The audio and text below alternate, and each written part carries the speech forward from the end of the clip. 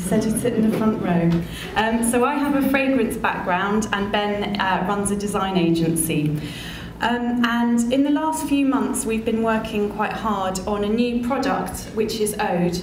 And this was supported initially by the Department of Health and the Design Council, who were running a challenge called Living Well with Dementia, which some of you may have come across. So I'm really interested in fragrance and how important the sense of smell is to everyday life, to having a great day. And fragrance is often used either in a kind of let's control a bad smell, or you get the kind of world of lavender and relaxation, and then you get perfume. But when it comes to thinking about healthcare needs and well-being, could we do more than this with fragrance?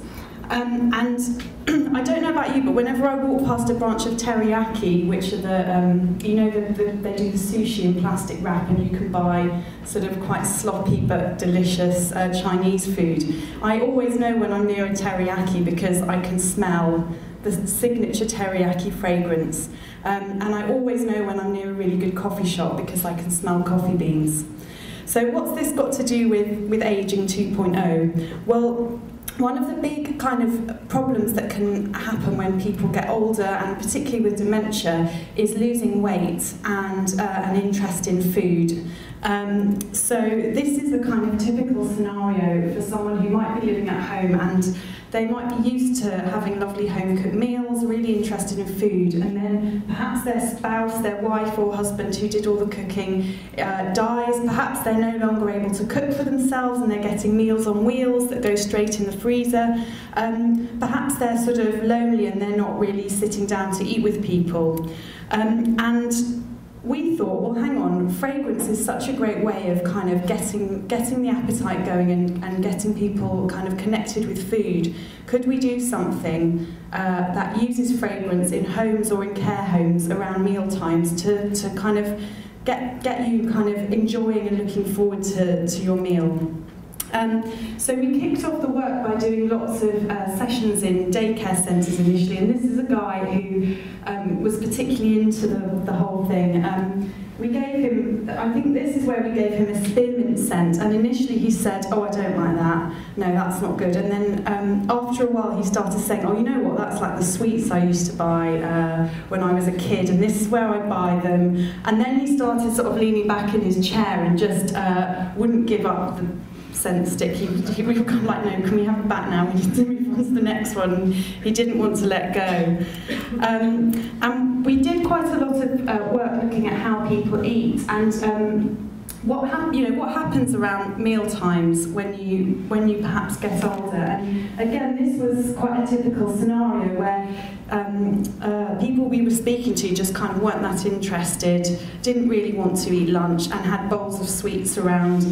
So this was an extreme scenario of chocolate eclairs. I think her dog ate most of them, actually. Her dog was really fat because she'd feed him eclairs.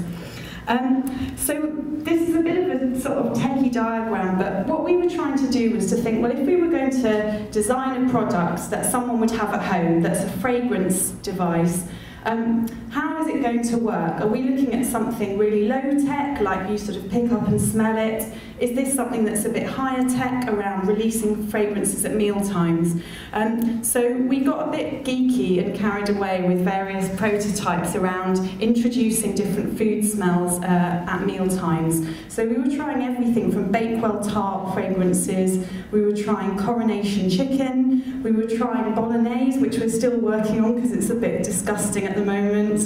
And we were looking at how they get released into your room. You know, how do you get a kind of hit of fragrance that you go, oh, that's lovely, that's setting off some memories, or that's making me feel a bit peckish, without kind of walloping people over the head with a continuous wave of fish and chips. We rejected the fish and chips. And this is kind of, when we started, we were really kind of, this is some of the kind of lids we were taking off of fragrance vials to fill them. This was very kind of us in the studio working out, well, how are we going to make this and how are we going to test it? So I'd be really happy to talk more about how we tested this, but basically we had loads of fragrances made up and we went in to different settings. So we were in care homes, we were in people's own homes, in sheltered accommodation, and we had a fragrance come on before breakfast, lunch and dinner, and we wanted to see whether this was going to have an effect on their eating habits, whether they felt more interested in food, etc. And we got some really interesting results. It was all very experimental because we had a 20-week process to do all our work, but we got things like one lady in a care home who'd come in and lost a lot of weight, who started asking for seconds, and she wanted extra portions, and then she put on 5 kilos in a couple of weeks.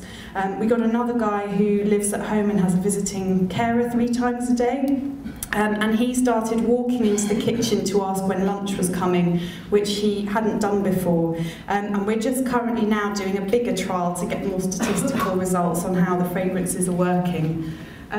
So the idea behind the design is that underneath the Ode, which is our product, you can have a different fragrance for breakfast, lunch and dinner, and you can decide when you want that scent to come on. So the dials at the bottom show you when you're going to have it come on. And the idea is we want this product to be nostalgic and appealing and really enhance your day-to-day life, because who doesn't love a lovely food fragrance? So the idea is that you have your Ode unit, your Ode product on the right, and then we can really have fun with fragrances. So some of our ideas are around fresh foods or tropical food fragrances, treats, because cakes have gone down particularly well, I don't know why. And just to kind of work with our customers, and if they say, we want this fragrance, we'll look into it and see if we can get it developed. And in terms of the design, well, this is really all down to Team Rod, the agency, about making a really lovely, beautiful product for home fragrance. So the idea is that the Ode can sit, it can sit in your home and be discreet but nice looking and not looking medicalised, and then you get these lovely wafts of fragrance coming 3 times a day. And this is the product sat on someone's mantelpiece. So we're really interested in talking to people today about distribution, because this is one of the kind of big questions we keep coming up against and thinking about.